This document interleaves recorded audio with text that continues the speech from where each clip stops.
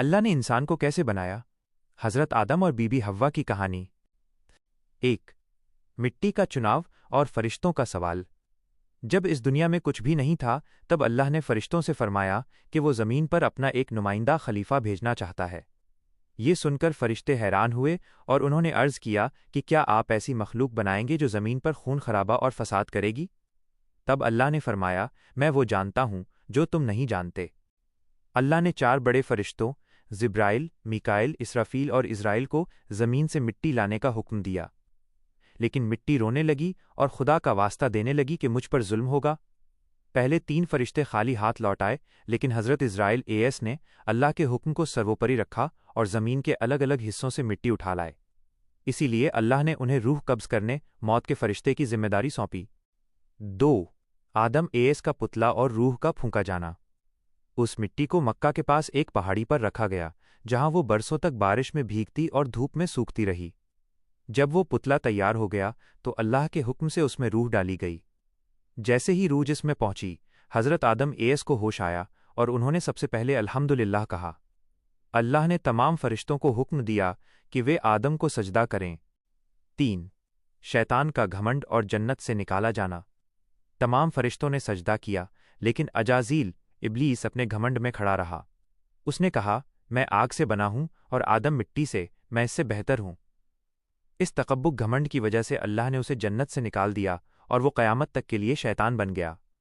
उसने कसम खाई कि वो आदम की औलाद को हमेशा गुमराह करेगा। 4. बीबी हव्वा की पैदाइश और पहला निकाह। हज़रत आदम एएस जन्नत में अकेले रहते थे और उदास महसूस करते थे। उनकी तन्हाई दूर करने के लिए अल्लाह ने हज़रत आदम के सोते समय उनकी बाईं पसली से बीबी हव्वा को पैदा किया। जब आदम एएस की आंख खुली तो अपने सामने एक बेहद हसीन नूरानी हस्ती को देखकर उनका दिल खुश हो गया। अल्लाह ने उन दोनों का निकाह पढ़ाया और मेहर के तौर पर हज़रत मोहम्मद SW पर दरूद भेजने का हुक्म दिया। 5. शैतान का धोखा और मना किया गया फल। अल्लाह ने आदम और हव्वा को जन्नत की हर चीज़ इस्तेमाल करने की छूट दी, लेकिन एक खास गेहूं के पेड़ के पास जाने से मना किया। शैतान ने जन्नत में दाखिल होने के लिए चालाकी की और एक सांप के मुंह में छिपकर अंदर पहुंच गया। उसने बीबी हव्वा को बहकाया कि अगर वे इस पेड़ का फल खा लेंगे तो हमेशा के लिए जन्नत में रहेंगे और कभी नहीं मरेंगे। शैतान की बातों में आकर उन्होंने वो फल चख लिया और हज़रत आदम एएस ने भी उसे खा लिया। 6. ज़मीन पर आमद और तौबा की कबूलियत। जैसे ही उन्होंने वो फल खाया, उनके शरीर से जन्नती लिबास उतर गए और उन्हें अपनी गलती का एहसास हुआ। अल्लाह के हुक्म से उन्हें ज़मीन पर उतार दिया गया।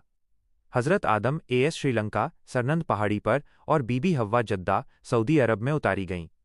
दोनों बरसों तक अपनी गलती पर रोते रहे और अल्लाह से माफ़ी मांगते रहे। आखिरकार अल्लाह ने उनकी तौबा कबूल की और वे दोनों अराफात के मैदान में एक दूसरे से मिले। यहीं से इंसानियत का सिलसिला शुरू हुआ और हज़रत आदम एएस दुनिया के पहले इंसान और पहले नबी बने। सीख: इंसान से गलती होना मुमकिन है, लेकिन अल्लाह की रहमत का दरवाज़ा सच्चे दिल से तौबा करने वालों के लिए हमेशा खुला रहता है। क्या आप चाहेंगे कि मैं इस कहानी अल्लाह ने उन्हें सिखाया कि भटक जाना इंसान की फितरत हो सकती है, लेकिन लौटकर माफ़ी मांग लेना खुदा को सबसे ज़्यादा पसंद है। इसी तरह दुनिया में इंसानों की आबादी बढ़ी और हज़रत आदम एएस दुनिया के पहले नबी बने। अगर आपको ये कहानी अच्छी लगी हो और इससे कुछ सीखने को मिला हो तो इस वीडियो को लाइक ज़रूर करें, अपने दोस्तों के साथ शेयर करें और ऐसी ही और ईमान अफरोज़ कहानियों के लिए हमारे चैनल को सब्सक्राइब करना न भूलें।